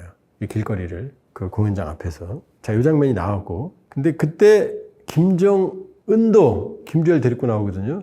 자, 김여정은 그냥 아줌마가 그냥 애를 데리고 막 달려가듯이 허겁지겁 가고 있는 장면이 잡혔고, 김정은은 빵빠레 올리는데 리무진을 타고 김주애랑 레드카펫을 딱 손을 잡고 딱 걸어가는 모양으로 들어가요. 그게 위상의 차이예요. 그리고 그 어린아이, 김여정의 어린아이는 막 눈 부비면서 새벽이니까, 밤이니까 이러고 가는데, 김주애는 화동들한테 꽃을 받고 볼키스를 합니다. 화동들한테. 저도 어린애잖아요. 2013년생. 어린애가 어른처럼 그 화동들한테 이렇게 볼키스를 하거든요. 이게 위상의 차이예요. 어마어마. 선전선동부는 쉽게 말하면 지도자의 선전선동, 이미지 메이킹이에요. 그러니까 처음에는 김여정이 오빠 옆에 수행비서였잖아요. 잿더리 들고 다니고, 그 다음에 오빠 가방 들고 다니고, 깡총깡총 뜯어주면서 막 현장에서 지시하고, 그 역할을 했는데, 그 역할을 현송월한테 넘겨주고, 자기는 이제 좀 더 높은 위치로 올라간 것 뿐이에요. 그러니까 현송월이 이제 나오는 거죠. 저는 오빠 가는데, 하노이 갈 때도 잿더리 들고 서 있고 그랬거든요. 오빠 담배 필 때. 그러나 그 역할은 이제 현송월이 한다. 그리고 김여정은 그 위로 올라갔다. 좀 더 높은 컨트롤 타워에 올라가 있다. 그러니까 뭐라 해요, 이제. 처음에는 오빠 잿더리 들다가 지금은 다마를 내잖아요. 대남대마, 대미다마 내잖아요. 오빠의 이제 직접 위임을 받아서 지가 나오는 거죠. 머리가 큰 거죠, 지금은 좀. 그러나 그거는 실질 권력과는 아무 관계가 없다. 약간 말괄량의 기질이 있었나 봐요. 원래 이제 북한에서는 그 아들은 최고 지도자, 대장이라고 부르고 딸은 공주라고 불러요. 즉 김주애도 어릴 때 공주님이라고 그랬대요. 김여정도 공주라고 그랬답니다. 근데 이제 뭐 깡총깡총 뛰어다니면서 간부들 이제 오면 실장 아바이 하고 달려오고 팔 잡고 막 이런 스타일이었나 봐요. 자세히는 모르는데. 그리고 남편은 평범한 집안 김일성대 출신이고 지가 골랐답니다. 그 지금 김정은이 죽인 고모부 장성택 고모가 김경희거든요. 김경희도 장성택을 김경희가 골랐어요. 김일성은 반대했어요. 근데 김일성이 제대로 본 거지. 왜냐 이 장성택이 여성 편력이 아주 심했거든요. 아빠 말 들었어야 되는데 근데 김경희도 울고불고 자기가 고른 거예요. 그러니까 북한 지도부는 정략 결혼을 안 해요. 김정은도 자기가 골랐다고 하는 설이 바다예요. 왜냐? 무소불위의 권력을 가졌으니까 정략 결혼이 아무런 필요가 없는 거죠. 그러니까 지눈에 들면 쫓아가서 결혼하는 거죠. 그러니까 김여정도 지가 좋아서 남자랑 결혼했고 김경희도 지가 쫓아다니면서 결혼했고 김정은도 본인이 골랐답니다. 그러니까 뭐 북한 지도부는 정략 결혼한다? 아닙니다. 그럴 이유가 없어요. 권력이 취약해야 정략 결혼을 하는 거죠. 김여정도 평범한 집안이었고 그러니까 자기 마음에 들었겠죠. 몸이 들으니까 이제 쫓아가서 결혼하자고. 그럼 뭐 안 할 수 있겠어요? 김여정이 하자는데 저 같으면 안 했을 것 같은데. 만일에 김정은이 급사한다면 가능성이 있죠. 오래 살 수도 있지만 건강 상태 보면 권력은 100% 김주애한테 갑니다. 왜냐하면 이시왕조에서 왕이 갑자기 죽으면 어떻게 돼요? 자기 그 이씨로 가죠. 김씨로 못 가요. 박씨로 못 갑니다. 똑같아요. 그 북한에서는 김씨 말고 다른 사람이 지도자가 된다는 건 생각을 못 해요. 그런데 김주애는 만일에 지금 이 상태라면 김주애가 자체적인 판단을 할 수는 없죠. 10대. 그러면은 누군가 도움을 받을 거다. 김여정 도움을 일단 받을 수 있겠죠. 엄마 도움을 받겠죠. 그러나 이 사람들은 북한 정치 문화, 특히 조직지도부의 생리나 이런 걸 알 수가 없는 사람들이에요. 그러니까 조직지도부의 도움을 받을 거고, 그러면은 조직지도부는 김주애가 직접 관할하기 어려우니까 노동당의 정치국이 중심, 정치국이 이제 정치국 상무위원이 있고, 그 다음에 최고인민회 상임위원장 최룡해, 그 다음에 조직 담당 비서 조용원, 그 다음에 이제 총리 박태성, 이 정도예요. 그 다음에 이제 당중앙군사위 부위원장 했던 리병철, 이 정도. 한 4-5명, 5-6명, 4-5명 정도거든요. 이 사람들이 핵심이고, 정치국의 상무위원들이니까. 그 다음에 정치국원이 한 12-13명 되고, 후보위원이 한 또 12-13명, 합치면 한 30명쯤 돼요. 이 중심의 집단지도 취재가 될 가능성이 있다. 특히 정치국 상무위원 중심에. 요렇게 이 집단지도 취재로 얘네, 이 친구들이 김주애를 보좌할 가능성이 있어요. 근데 김주애는 호수아비잖아요. 아무것도 모르잖아요. 그럼 김주애를 보좌하지만 결정은 정치국이 하겠죠. 상무위원들이. 이렇게 오래 갈 가능성이 있다. 그런데 여럿이 모이면 싸우잖아요. 친구 셋이 여행 가도 싸운다고 하면 이거 먹자 저거 먹자. 그 다음에 락그룹도 영원히 안 가잖아요. 멤버들이 싸우잖아요. 항상. 오아시스도 싸우고 헤어졌다가 이제 다시 결합했잖아요. 형제였는데 심지어. 그러면 이 집단 지도 진짜 안 싸우겠어요? 안에서? 싸우죠. 이제 권력 투쟁이 일어나죠. 점진적으로. 그러면 지금은 조직 지도부, 정치를 담당하는 친구들이 강해요. 근데 지금 시어머니가 없잖아요, 지금. 그러면 결국 누가 강해요? 군부. 총 가진 사람들이 강해지게 돼 있어요, 결과적으로. 김정은이 있을 때는 조직 지도부를 통해서 군부를 관리 감독하지만 결과적으로 이 시어머니가 없으니까 결과적으로 총 가진 사람들의 입김이 세지기 시작해요. 그러면 이 안에서 점점 좀 민간 세력들이 밀리게 될 거고 결과적으로는 개발 독재형 군부 독재, 파키스탄 같은 이 군부가 권력을 장악하게 될 가능성이 있다. 이 과정에서 김주애는 명목상 지도자지만 허수아비가 된다. 그럼 군부가 권력을 완전히 장악하면 김여정도 도움을 못 주죠. 실권이 없으니까. 결국 김주애는 제거되거나 아니면 허수아비로 그냥 앉혀놓거나 그렇게 되겠죠. 북한은 붕괴하지 않아요. 북한의 권력이 레짐 체인지, 권력이 교체되는 거고 혼돈이 오는 거지 북한은 그대로 가죠. 그러니까 김정은이 죽고 김주애가 흔들린다고 하더라도 또 다른 북한의 지배체제가 형성이 되겠죠. 이게. 그러니까 북한의 정상화는 아주 긴 시간이 걸리겠죠. 그러니까 북한이 김정은이 죽고 김주애가 제거된다고 하더라도 우리가 생각하는 민주주의의 길은 요원하다. 아주 긴 시간이 필요하다. 이렇게 볼 수 있어요. 그러니까 푸틴 죽으면 또 다른 푸틴이 나오고 그 다음에 이란의 하메네이가 제거되면 또 다른 하메네이나 또 다른 유사한 사람이 나온다. 시진핑 실각설 있죠? 시진핑이 실각되면 또 다른 시진핑이 나온다. 민주주의는 그래서 피와 땀을 먹고 긴 시간이 필요하다. 이렇게 볼 수 있어요. 제일 좋은 건 김정은이 정신 차리고 개혁하고 비핵화를 선택하고 안정적으로 북한 체제를 정상화하는 게 가장 중요하죠. 김정은이 제거되면 어마어마한 혼란이 오고 그 혼란이 어디로 튈지는 아무도 모르는 거죠. 물론 김정은이 저런 파국적인 독재 체제가 간다 그러면은 빨리 권좌에서 내려오는 게 낫죠. 그러나 김정은이 죽는다고 제거된다고 해서 북한 체제가 정상화되는 건 아니다. 혼란은 불가피하다.